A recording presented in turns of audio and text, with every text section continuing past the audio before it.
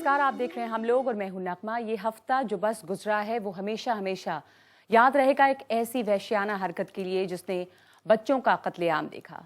पेशावर का army public school और उसके वो 132 बच्चे जो मजहबी फसाद का शिकार हुए, पाकिस्तान की तारीख में ही नहीं दुनिया भर में बार बार याद किए जाएंगे। और 16 दिसंबर की तारीख उन तारीखों में शामिल हो गई है जो दहशतगर्दी के नाम दर्ज हैं।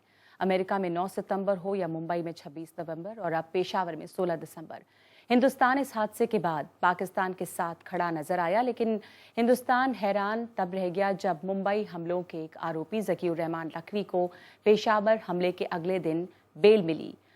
आर्मी पब्लिक स्कूल में अभी खून के धब्बे सूखे भी नहीं थे कि पाकिस्तान की एक एंटी टेरर कोर्ट ने ज़कीउर रहमान लखवी को बेल दी। लेकिन अब नवाज सरकार ने लखवी को maintenance of public order act के तहत फिर से 3 महीने जेल में ही रहने का हुक्म दिया है। अब बहस का एक अहम मुद्दा ये है कि पाकिस्तान की सिक्योरिटी पॉलिसी में क्या कमी है और क्या स्टेट और जुडिशरी में टकराव है और क्या वो इस पर हावी हो रही है।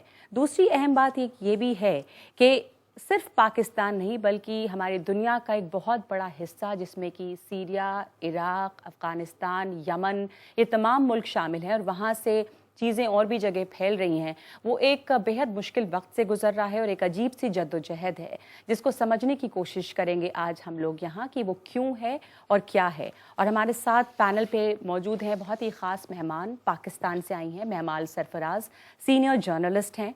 हमारे साथ सुशांत सरीन हैं जो कि सीनियर फेलो हैं विवेकानंद फाउंडेशन के, कमर आगा साहब हैं साउथ ईस्ट एशिया एक्सपर्ट, और हमारे साथ जावेद नकवी साहब हैं जो कि पाकिस्तानी अखबार डॉन में रेगुलर कॉलम्स लिखते हैं, वायल अवाद हैं जो वेस्ट एशिया एक्सपर्ट हैं और पाकिस्तान से ही हमारे साथ जुड़ रहे हैं डॉक्टर मोहम्मद तकी जो कि कॉलमनिस्ट हैं डेली टाइम्स पाकिस्तान में।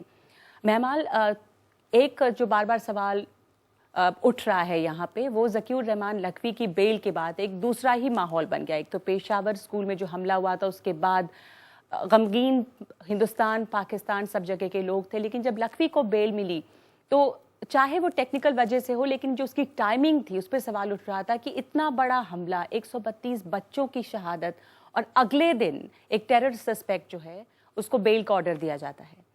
ना सिर्फ ये कि उसको बेल का ऑर्डर दिया जाता है, ठीक है टेक्निकल ग्राउंड तो वो तो लॉयर्स और लीगल एक्सपर्ट्स उस पर ज़्यादा बहस कर सकते हैं, लेकिन हम लोगों के लिए भी ये उतना ही शॉकिंग था जितना ये आप लोगों के लिए था। क्योंकि पेशावर अटैक के फ़ौरन बाद प्राइम मिनिस्टर नवाज शरीफ ने ये कहा था कि अब गुड बैड टेररिस्ट जो हैं उनके दरमियान हम डिफ्रेंशिएट नहीं करेंगे। तो ये एक ऐसा दहशतगर्द है कि जिसने क्रॉस बॉर्डर टेररिज्म भी किया और इसके खिलाफ आप लोगों ने, इंडिया ने भी एविडेंस दिया हुआ है, पाकिस्तान के अंदर भी इसके खिलाफ बेइंतहा एविडेंस मौजूद है। तो ये टाइमिंग बहुत ज़्यादा अजीब व गरीब थी और सब इसमें शशोपन में गिरफ्तार है कि ये हुआ क्या। लेकिन ये एक अच्छी चीज़ है कि गवर्नमेंट ने फ़ौरन MPO के तहत उनकी बेल पे स्टे ले लिया और वो अभी भी जेल से नहीं हुआ रिलीज़।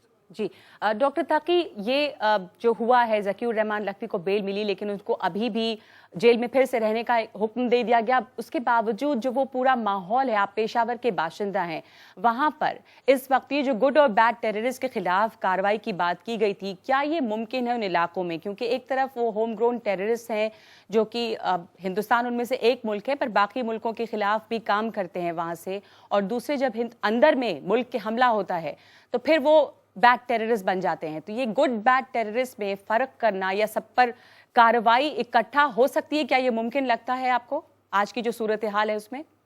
अंग्रेजी का मकूला है कि where there is a will there is a वे। अगर पाकिस्तान की हुकूमत और पाकिस्तान की सिक्योरिटी इस्टेब्लिशमेंट ये तय कर ले कि इन जिहादियों के खिलाफ, चाहे वो अच्छे हैं, बुरे हैं या बिल्कुल अगली हैं, अगर उनके खिलाफ कार्रवाई करनी है तो यकीनन कर सकती है। उनके पास ये तवानाई भी मौजूद है, उनके पास वसाइल भी हैं। लेकिन बुनियादी तौर पे वहाँ पे एक डिनाइल है, एक इनकार है इस चीज़ से कि ये लोग जो हैं ये जिस किस्म के सपोलिए हैं वो इलाके के लिए भी खदशा हैं जो हमसाया ममालिक हैं।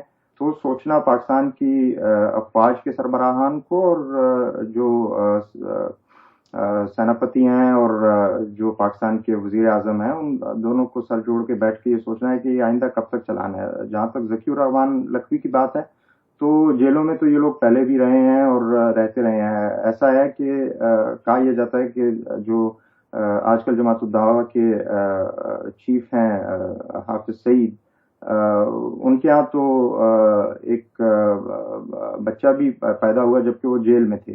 اس بچے کو ان کی آرگنائزیشن کے اندر مولانا اڈیالوی کے نام سے پکارا جاتا ہے، کیونکہ جس وقت یہ صاحب جیل میں تھے تو وہ اڈیالہ جیل تھی. تو ان کو جیلوں میں بھی پھولوں کی طرح رکھا جاتا ہے. کارروائی تو دیکھنے والی یہ ہوگی کہ الٹیمیٹلی کہاں تک جاتی ہے بات. پاکستان میں تو بات انہوں نے رخ کچھ اور موڑ دیا. جو ایک پچھلے ملٹری ڈکٹیٹر ہیں وہ یہ کہتے پھر رہے ہیں کہ اس میں افغانستان کا ہاتھ ہے، ہندوستان کا ہاتھ ہے. دیکھنا یہ کہ پاکستان کیا اپنے گریبان میں جھانکنے کے لیے تیار ہے. سشانت یہ سوال اٹھ رہے تھے کہ کیا یہ وقت آ گیا ہے 16 دسمبر کو جو ہوا اس کے بعد جس قسم کا غصہ تھا، اس لیے کہ جس قسم کا قتل عام تھا وہ بہت پہلے جتنے بھی حادثے ہوئے ہوں گے ان سے بہت زیادہ ناراضگی، بہت زیادہ ایک ماحول تھا پاکستان میں، تو کیا یہ واٹر شیڈ ہوگا؟ کیا اس کے بعد پاکستان اپنے گریبان میں جھانکنے کو تیار ہوگا؟ دیکھیے ہونا تو چاہیے، کیونکہ اس سے زیادہ اور بربرتا مجھے نہیں لگتا کہ ہو سکتی تھی. آلدو پاکستان میں بہت سارے ایسے حادثات ہو چکے ہیں which should have served as a wake up call، لیکن نہیں ہوا. یہ والا جو حادثہ ہے it has hit close to home، it should serve as a wake up call. لیکن دیکھیے مسئلہ یہاں پر کیا ہے، راحیل شریف صاحب جاتے ہیں اور پاکستان میں ڈھول پیٹا جاتا ہے کہ ہمارے پاس ایویڈنس ہے ملا فضل اللہ کے خلاف. دیکھیے میں تو مانتا ہوں کہ وہ ایک نمبر کا جانور ہے، لیکن for the sake of argument پولیمکس کی آپ جو ایویڈنس لے کے گئے وہ صرف ٹرانسکرپٹس تھے یا انٹرسیپٹس تھے.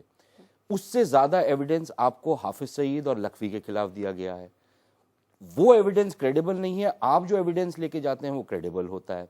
آپ کہتے ہیں کہ ملا فضل اللہ جو ہے وہ اناب شناب بکواس کرتے تھے، تو وہی چیز حافظ سعید کرتے ہیں. حافظ سعید ایکسیپٹیبل ہیں، ملا فضل اللہ ایکسیپٹیبل نہیں ہے. آپ جب تک یہ دھورے ماپدنڈ رکھیں گے تو جیسے تقی صاحب کہہ رہے ہیں یہ لڑائی آپ لڑ ہی نہیں پائیں گے. اس سے بھی بڑا مدعا، آپ نے اپنے دشمن کی پہچان کری ہے کیا؟ آپ ابھی بھی بھارت کو اپنا دشمن مان رہے ہیں اور آپ ان لوگوں کو ایک لحاظ سے اپنا ایسیٹ نہیں مان رہے، تو ان کے خلاف آپ کا کوئی بہت بڑا غصہ بھی نہیں ہے. کوئی اسٹریٹجک چینج ہے جاوید نقوی صاحب، خاص کر کے سول سوسائٹی جو وہاں کی ہے اور جو انگریزی پریس، آپ ڈان اخبار میں لکھتے رہتے ہیں، میں نے دیکھا تھا کہ اگلے دن جو انگریزی پریس ہے وہ بہت سخت بھی تھا اور اس نے بہت سوال پوچھے تھے نواز شریف سے، جو یہاں ہم ہندوستان میں بھی بیٹھے پوچھ رہے ہیں کہ اس دفعہ معاوضے سے کام نہیں چلے گا، ضرورت ہے کہ آپ سیریس ہوں اور آپ فرق نہ کریں ٹیررسٹ میں اور ان کے خلاف کارروائی ہو. تو یہ سب سوال وہاں کی سول سوسائٹی میں بھی اٹھ رہے ہیں، پر وہ کتنا بڑا طبقہ ہے جو یہ سوال اٹھا رہا ہے اور کیا بدلاؤ کے لیے کافی ہے؟ وہ یہ سول سوسائٹی جو ہے وہاں پہ آج سے نہیں ہے، ہمیشہ سے جہاں تک میرا علم ہے جد و جہد کر رہی ہے. اور اگر یہ جد و جہد نہ کر رہی ہوتی تو یہ المیہ نہ ہوتا کہ وہاں پہ سب لوگ وہابی ہو گئے ہوتے، سلفی ہو گئے ہوتے، گھٹنوں کے بل بیٹھ گئے ہوتے اور آپ کو لعنت برآمد کر رہے ہوتے. یہ جو ایلائز ہیں آپ کے، آپ ان کے اوپر چھوڑ دیجئے اس وقت، بجائے ہیکٹر کرنے کے، بجائے کوئی پارلیمنٹری ریزولوشن پاس کرنے کے. آپ ذرا دیکھیں کہ لکھوی کے خلاف آپ کے کہے بغیر انہوں نے قدم لیا کہ آپ نے جو کیا ریزولوشن کیا ہے ہندوستان سے گیا، لیکن تھوڑا سا اگر محتاط ہوتے، کہتے بھائی ٹھیک نہیں ہم دیکھ رہے ہیں آپ کیا کر رہے ہیں، میرے خیال سے وہ زیادہ مناسب کارگر ہوگا. کیونکہ اینٹی باڈیز ہیں ہندوستان کے لیے وہاں پہ. آپ ان کو کیوں رول دے رہے ہیں، کیوں پلیٹ فارم دے رہے ہیں اس وقت؟ میرے خیال سے یہ جو موصوف تقی صاحب ہیں، جو محترمہ آئی ہیں، ان کے ہاتھ مضبوط کرنا بہت ضروری ہے اس وقت. تو میں سمجھ سول سوسائٹی کے ہاتھ مضبوط کرنے کے لیے ہم کو بہت زیادہ بولنے کی ضرورت نہیں ہے. حالانکہ وہاں جو جوڈیشری ہے اور جو سٹیٹ ہے اس کے بیچ میں بھی آپ کانفلکٹ دیکھتے ہیں کہ اگلے دن جس طرح کا فیصلہ جوڈیشری نے دیا وہ نواز شریف نے جو کہا تھا اس سے بہت الگ تھا. ایک تو وہاں کی جو جوڈیشری ہے اس میں بہت زیادہ جماعت اسلامی کا انفلوئنس، کافی ریڈیکل، بہت زیادہ اس میں انفلوئنس دکھائی دیتا ہے. اور وہ صاف جھلک کے زیادہ تر کیسز میں ہم لوگوں نے دیکھا ہے کہ صاف نمایاں ہو جاتا ہے. دوسری طرف یہ بھی ہے کہ آرمی کا تو انفلوئنس ہم سبھی جانتے ہیں کہ وہاں پہ کتنا ہے. ابھی سشان اور جاوید دونوں بات کر رہے تھے، تقی صاحب بھی ادھر سے کہہ رہے تھے، کوئی اس قسم کا سنکیت نہیں مل رہا پاکستان سے کہ ان کی پالیسی میں کوئی بڑا چینج آیا ہو، کسی قسم کا. نہ تو علماء نے وہاں کے کوئی کمپین لانچ کی ہو کہ آتنکواد کے خلاف، یا کوئی اس طرح کے فتوے آئے ہوں کہ ہم جہاد کو وڈرا کریں گے، اب جہاد بہت ہو چکا ہے، اس طرح کی کوئی بات نہ پاکستان کی گورنمنٹ نے ابھی تک یہ کہا ہے کہ ہم جو پالیسی ہے ان کی آف اسٹریٹجک ڈیپتھ کی، جس میں وہ مدد لیتے ہیں ان آتنکوادی سنگٹھنوں کی، کہ ہم ان کی مدد نہیں لیں گے یا ہم اپنی پالیسی میں بدلاؤ لائیں گے. کیا آرمی کے خلاف بھی ریزنٹمنٹ ہے؟ کیا نظر آتا ہے تقی صاحب جو ریڈیکلائزیشن ہے آرمی میں اور جو مذہب کے نام پر جس قسم کا جہاد غلط چھیڑا ہوا ہے، تو کہا جاتا ہے کہ آرمی ہو یا جوڈیشری ہو وہ کافی زیادہ رائٹ ونگ ہے، ان کے خلاف عام لوگوں میں، عام پشاور کی بات کریں، آپ پشاور میں ہیں، کیا ان کے خلاف بھی موڈ بن رہا ہے خاص کر کے پشاور جیسے حادثے کے بعد؟ جنرلی لوگ جو ہیں وہ طالبان کو اور مولویوں کو بلیم کر رہے ہیں. اچھا، اس میں ایک عرض یہ ہے کہ آرمی نے پاکستان کی جو ہے انہوں نے 2-3 بڑے سلک ڈیورژنری ٹیکٹک اختیار کیے ہیں توجہ بانٹنے کے لیے. ایک تو یہ کہ جنرل صاحب راحیل شریف اور ان کے ساتھ جنرل رضوان جو ہیں ISI کے، وہ دوڑے کابل چلے گئے، یعنی چند گھنٹوں کے اندر بغیر کسی سویلین کو ساتھ لیے یا جانا سویلین کو چاہیے تھا، چاہے وہ نیشنل سیکورٹی ایڈوائزر ہوتے یا کسی ہائی لیول کے کوئی وزیر ہوتے، وہ ہیڈ آف دی ڈیلیگیشن پہ جاتے. یہ دوڑتے بھاگتے وہاں پر پہنچ گئے کابل اور ان سے انفارمیشن شیئر کر رہے ہیں. It sent a very wrong message, ایک تو سول ملٹری ریلیشن شپ کے لیے انٹرنلی اور باہر کی دنیا میں بھی. دوسرا یہ کہ وہ کاروائی اپنی شو کر رہے ہیں کہ بھئی ہم تو بڑے ترنت پھر سے کام کر رہے ہیں اور سویلین جو ہے پیچھے رہ گئے. اگلے دن انہوں نے 2 آتنکوادیوں کو پھانسی لگا دی اور اس کے بعد اس کی ویڈیو ریلیز کر دی جو مختلف ٹی وی چینلز پہ چل رہی ہے. تو آرمی اس میں سے حالانکہ اتنی کوتاہیاں دیر slackness and missing on the security issues and then the commissions that they have done جو over the years انہوں نے جہادی گروپوں کو پالا پوسا ہے، اس سب سے وہ they're coming out smelling like roses کہ جی ہم نے تو 2 آدمیوں کو پھانسی بھی دے دی، ہم کابل بھی جا کے بات کرائیں اور سویلین جو ہیں وہ تو میٹنگ کرتے رہ گئے. تو آرمی کی میڈیا مینجمنٹ اور یہ جو آپٹکس ہیں اس پہ نظر ڈالنے کی ضرورت ہے کہ یہ کیا واقعی کوئی تبدیلی کی طرف جا رہی ہے یا صرف عوام کی توجہ بانٹنے کے لیے. اور ایک عرض میں اس میں یہ کرنا چاہتا ہوں کہ وہ اتنی ایویڈنس لے کے اٹھ کر کابل تشریف لے گئے کہ بھئی آپ ہماری مدد کریں تو آتنکواد بند ہو سکتا ہے. سوال یہ ہے کہ جو لوگ آتنکوادی انہوں نے خود رکھے ہوئے ہیں اور ساری دنیا کہہ رہی ہے، ابھی بھی امریکہ کے اخباروں میں 2 دن پہلے بھی یہ بات آئی کہ ملا عمر جو ہیں جو افغان طالبان کے بڑے ہیں وہ یا کابل میں ہیں، معاف چاہتا ہوں، یا کوئٹہ میں ہیں یا کراچی میں. تو اس کے لیے تو افغانستان کی یا ہندوستان کی یا امریکہ یا چین جاپان کی ضرورت نہیں ہے ان کی مدد کی، وہ تو خود پاکستان کی فوج کر سکتی ہے. تو اس کے لیے انہوں نے کیا قدم اٹھایا اس کا کوئی ذکر نہیں. جب میں تقی صاحب کی بات کو تھوڑا سا آگے بڑھانا چاہتا ہوں، یہ گڈ اور بیڈ طالبان میں کوئی تمیز نہیں رہے گی. نواز شریف صاحب نے کہا ہم کو صرف یہ بتا دیا جائے کہ ملا عمر گڈ طالبان میں ان کا شمار ہوتا ہے یا بیڈ طالبان میں ہوتا ہے. اور اگر پاکستان کی حکومت کی پالیسی ابھی بھی یہی ہے کہ طالبان کو افغانستان کی جو حکومت ہے اس میں ایک حصہ داری ملنی چاہیے یا ان کو حکومت ملنی چاہیے جس کے بارے میں وہ کوشاں ہیں، تو پھر آپ پاکستان کے اندر طالبان کی موومنٹ کو کیسے سٹاپ کر سکتے ہیں؟ دوسری چیز یہ، طالبان کا جو کانسیپٹ ہے یہ افغان کانسیپٹ نہیں ہے. ان کی حکومت افغانستان میں ضرور بنی تھی لیکن یہ کانسیپٹ پاکستانی ایکسپورٹ ہے. جی بالکل، یہ ایک چیز ہے جس پہ ہمارے کو توجہ رکھنی چاہیے. تیسری چیز، ایک پنجابی طالبان کے نیتا تھے عصمت اللہ معاویہ، آپ بہتر جانتی ہیں، ان کے ابھی پتا جی کی ڈیتھ ہوئی اور اس سیریمنی میں وہ پنجاب میں آئے. وہ ایک لحاظ سے بھگوڑے ہیں لیکن یہ بھی مانا جاتا ہے کہ پاکستان کے لیے اب وہ پہلے گڈ طالبان تھے، پھر بیڈ بنے، اب دوبارہ گڈ بن گئے ہیں. ان کو کسی نے ہاتھ نہیں ڈالا. He is responsible for mass murders again, لیکن کسی نے ہاتھ، اور یہ 3-4 دن پشاور سے پہلے کی بات ہے، لیکن رویہ آپ کا اوور نائٹ چینج نہیں ہوگا. جہاں تک فوج کا سوال ہے، دیکھیے فوج کے لیے بھارت ایک لحاظ سے اس کا ریزن تھا فار ایگزسٹنگ، لیکن اب اگر فوج چاہے تو اس کے پاس ایک اور ریزن ہے اور وہ یہ ہے کہ پاکستان کی ریاست کو کیسے بچایا جا سکتا ہے ان خطروں سے. کیا وہ کریں گے؟ مجھے لگتا نہیں ہے، کیونکہ جو لوگ ایک لحاظ سے فوج کے ان آفیشیل سپوکس پرسنز ہیں کچھ ٹیلی ویژن چینلز پہ اور کچھ کالمنسٹ، ان کا جو رویہ ہے وہ ابھی بھی کہ جی بھارت اس کے پیچھے تھا. جب آپ آئیڈینٹیفیکیشن آف اینیمی میں ہی آپ اس طرح کی کنفیوژن لے کے آ رہے ہیں تو آپ جب اینیمی کا چناو ہی نہیں کر پا رہے تو آپ اس سے لڑیں گے کیا؟ کچھ گروپس جو ہیں وہ صرف ہندوستان کے خلاف کام کر رہے ہیں, کچھ گروپ جو ہیں ان کا مقصد الگ ہے.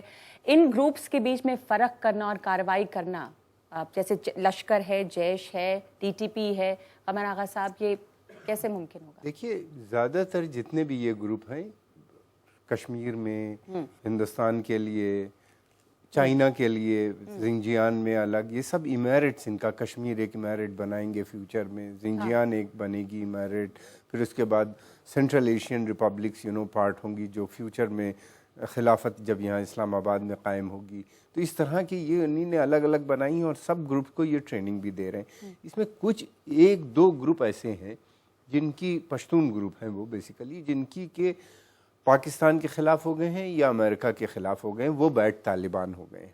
جی دیکھیے ان کے لیے خالی یہ ہے کہ ان سے لڑائی لڑی جا رہی ہے, باقی جتنے گروپ ہیں ان کے جتنے کیمپس ہیں وہ سب چل رہے ہیں, چاہے ہندوستان کا ہو یا سینٹرل ایشین ریپبلکس میں جو ہوں, قزاق اور سیکٹیرین آرگنائزیشن بھی بہت جی, ہیں, لشکر جھنگوی اور یہ لشکر سیکٹیرین بھی آرگنائزیشنز ہیں, ان کو بھی چلایا جا رہا ہے, یہ سب چل رہی ہیں. اور تیسری چیز یہ کہ آرمی ابھی بھی ہمیشہ سے اور ابھی تک ہندوستان کو انیمی نمبر 1 مانتی ہے. ایک انسیڈنٹ جو ہے, جو پیشاور کا ہوا حملہ, اس میں آئیڈیولوجیکل چینجز لا دے گا, اس بات پہ شک اس لیے ہوتا ہے کیونکہ اس طرح کی چیزیں بھی مہمال ہیں. حافظ سعید کی ٹرینیں چلتی ہیں, سیمینریز چل رہے ہیں. جب تک سعودی فنڈنگ, جو کہ نوامیہ صاحب بھی بہت قریب ہیں سعودی عرب کے, ان کی ایگزائل بھی ادھر ہی تھی جو سیلف ایگزائل تھی, پھر جو آرمی بھی ہے وہ بھی سعودی عرب کے بہت قریب ہے. تو جو سعودی فنڈنگ مدرسوں کو, جہادی ٹیررسٹ تنظیموں کو ہے, وہ بند کرنا ایک لازمی سی بات ہے. اور اس کے لیے یہ ہے کہ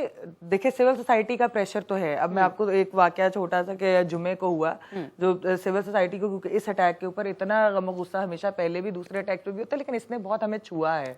تو وہاں پہ لال مسجد کے باہر جا کر سول سوسائٹی نے جو پروٹیسٹ کی, اور عبدالعزیز, مولانا عبدالعزیز کے خلاف انہوں نے جو FIR بھی درج کرائی, اور حالانکہ وہ دھمکی بھی دے رہے ہیں, یعنی کہ ان لوگوں نے ان کو سول سوسائٹی کو دھمکیاں بھی دیا, لیکن یہ لوگ جب اکٹھے یونائٹ ہو گئے ہیں, ایک پریشر ڈالا ہے.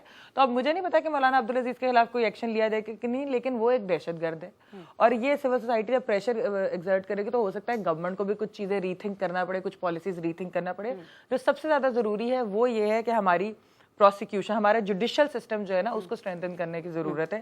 اینٹی ٹیررسٹ کورٹس کے اندر بھی اور باقی بھی جو ہمارے لاز ہیں, آپ کی پروسیکیوشن اسٹرانگ ہونی چاہیے, آپ کے وٹنس پروٹیکشن پروگرام ہونا چاہیے, ججز پروٹیکشن پروگرام ہونا چاہیے, ایون پولیس پروٹیکشن پروگرام ہونا چاہیے. کیونکہ بلاسفیمی والا جو معاملہ ہوا تھا اس میں ہم نے دیکھا تھا کہ جو جج تھے ان کو ملک چھوڑنا پڑا. جی بالکل, جو سلمان تحصیر کے سیلف کنفیسڈ مرڈرر ہے, اس کو جس نے سزائے موت دی تو وہ ملک چھوڑ کے جج چلے گئے. حالانکہ اس میں اس قسم کا دبدبہ ہے ان ایلیمنٹس کا کہ جج جو ہیں وہ فیصلہ دے رہے ہیں تو ان کو ملک چھوڑ کے جانا پڑتا ہے. ایک جملہ صرف ایڈ کرتا ہوں, عبدالعزیز کی بات کی, جب عبدالعزیز کو آپ لال مسجد آپریشن کے بعد آپ نے جو 27-28 کیس ان کے خلاف رجسٹر تھے, جس میں fighting waging war against the state بھی تھا, جب اس میں ان کو کنوکشن نہیں ہو پائی اور وہ کھلے چھوٹ گئے, تو اب یہ سول سوسائٹی کی FIR پہ ان کو کوئی ایکشن اور ایک اور حیرانی کی بات ہے کہ جو FIR کی بات آپ نے کی, جب یہ FIR ہوا تھا پیشاور میں تو بھی جو تحریک طالبان پاکستان ہے جس نے خود یہ مانا کہ ہم نے حملہ کیا, اپنے ویڈیوز جاری کیے, ان کو نیم نہیں کیا گیا آفیشلی,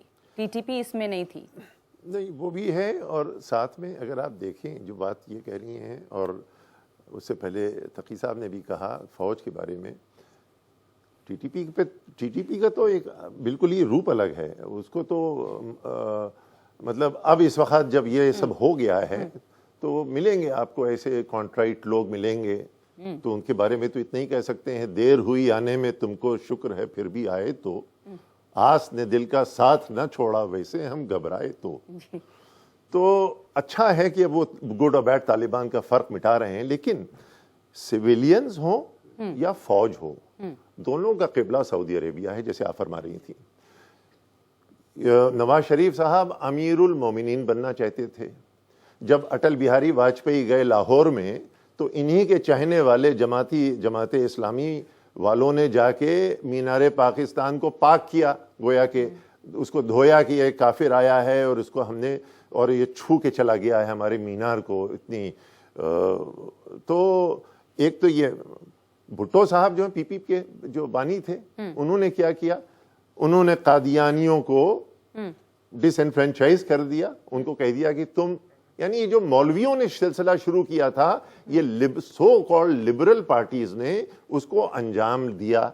आखिर में उन्होंने प्रोहिबिशन भी लगा लिया, हालांकि मुझे खुशी है इस बात की कि वहां पे रेजिस्टेंस है उसके खिलाफ, लेकिन भुट्टो साहब ने प्रोहिबिशन लगाया मौलवियों के कहने पे, खुद उनके जितने भी शौक रहे हों, लेकिन दिखाने के लिए कम से कम ये किया। इस्लामी कट्टरपन की बात आप भी कर रहे हो, वो कितना हावी है? आप तो वहाँ पे सोसाइटी को भी जानते हैं, जैसे आपका आना जाना, आपका राब्ता है, लोगों से मिलते जुलते हैं वहाँ पर, क्योंकि जब ब्लास्फेमी के भी का मामला भी होता था तो हमने देखा था कि जो शख्स जो है सलमान तासीर को जिसने मारा, वो जब कोर्ट में हाजिर हुआ था तो उसको फूल माला पहनाई जा रही थी, इतनी बड़ी तादाद में एक हुजूम आया था जो उसको उसकी तारीफ कर रहा था। लॉयर्स ना, लॉयर्स ने और लॉयर्स आपको मिलेंगे जिसने फूल छिड़काए थे, वो आजकल जज बने हुए हैं इस्लामाबाद हाई कोर्ट। जी, पूरे इस खत्ते में पाकिस्तान से लेके पूरे मिडिल ईस्ट में अगर आप देखें तो पहले ये जो था कम पढ़े लिखे लोग मदरसों में जा रहे थे और वही अलकायदा और इन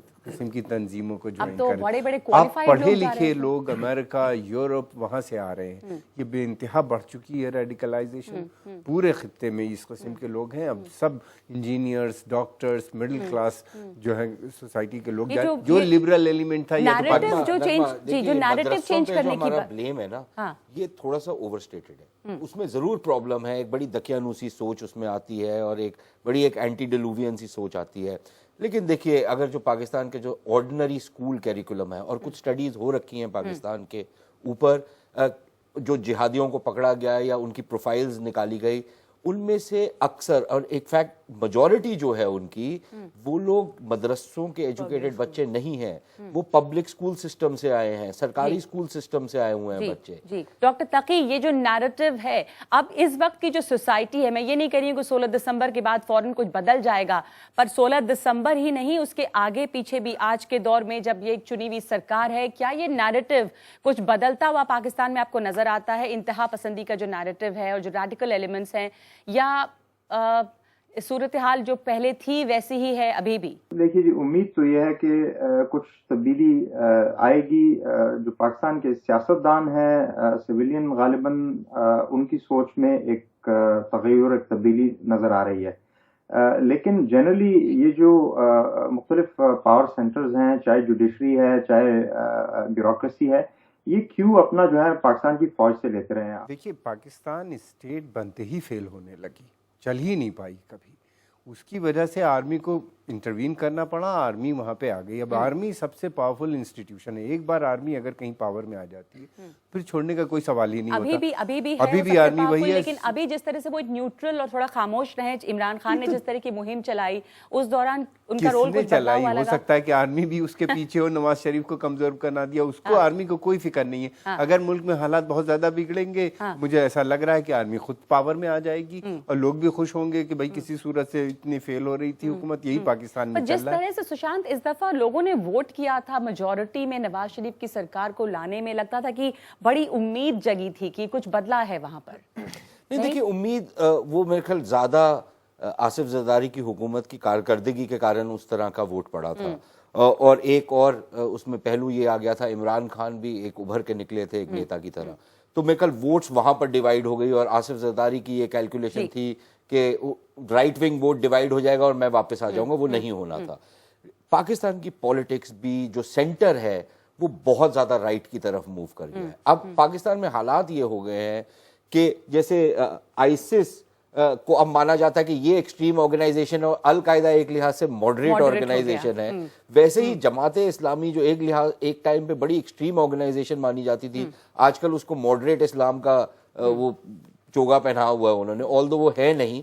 लेकिन उसके बाद तहरीक तालिबान आ गई और आज अगर आप तहरीक तालिबान को भी खत्म कर देते हैं तो कोई और इस तरह की तंजीम आएगी। अगर वो जो रिफॉर्म्स की महमल बात कर रही हैं या तकी साहब बात कर रहे हैं, अगर वो नेसेसरी रिफॉर्म्स आप नहीं लेके आते और उसके लिए आप नॉर्मल प्रोसीजर से नहीं जा सकते। मेरे ख्याल पाकिस्तान अब उस एक पॉइंट पे पहुंच गया है कि जो नॉर्मल प्रोसीजर्स होते हैं स्टेट के, जी आपने कानून ठीक कर दिए, आपने जजेस ठीक कर दिए, विटनेस प्रोटेक्शन प्रोग्राम बना दिया, I don't think it is going to work.